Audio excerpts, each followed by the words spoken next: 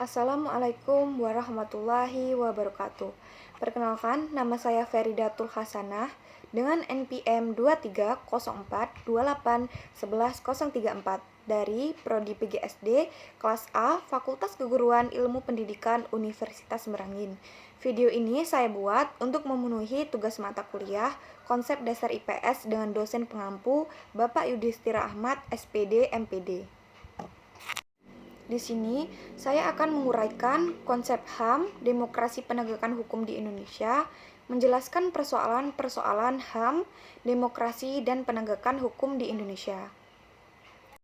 Baik, kita masuk ke pembahasan pertama, yaitu apa itu HAM?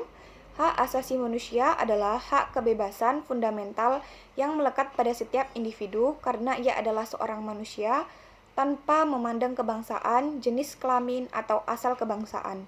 HAM merupakan seperangkat hak yang dilindungi dalam hukum nasional dan internasional, serta dianggap sebagai prinsip moral yang mengatur standar perilaku manusia. Hak ini termasuk hak untuk hidup, kebebasan, dan perlindungan dari diskriminasi, penyiksaan, serta perbudakan. Konsep HAM menyatakan bahwa hak-hak ini tidak boleh disisihkan dalam keadaan apapun. Masuk ke pembahasan kedua, demokrasi penegakan hukum di Indonesia. Penegakan hukum adalah suatu usaha dalam mewujudkan ide-ide keadilan, kepastian hukum, dan kemanfaatan sosial. Tujuan perlindungan dan penegakan hukum yaitu untuk memberikan pengamanan dan pemenuhan hak asasi manusia agar tercipta kesejahteraan hidup di masyarakat. Penegakan hukum di Indonesia bisa tercapai jika masyarakat mengetahui siapa saja yang termasuk penegakan hukum. Penegak hukum di Indonesia diantaranya 1. Kepolisian, 2. Kejaksaan, 3. Badan Peradilan, 4. Advokat. Masuk ke pembahasan ketiga yaitu persoalan-persoalan HAM.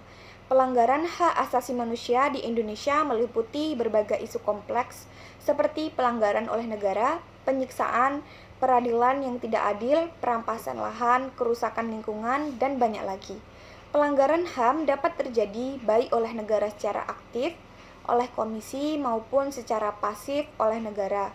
Penegakan HAM di Indonesia masih menghadapi berbagai tantangan, termasuk minimnya pemahaman aparat terhadap negara, terhadap pendekatan dan prinsip HAM, rendahnya kepatuhan hukum, dan lemahnya kemampuan institusi negara dalam hal penghormatan, perlindungan, dan pemenuhan HAM.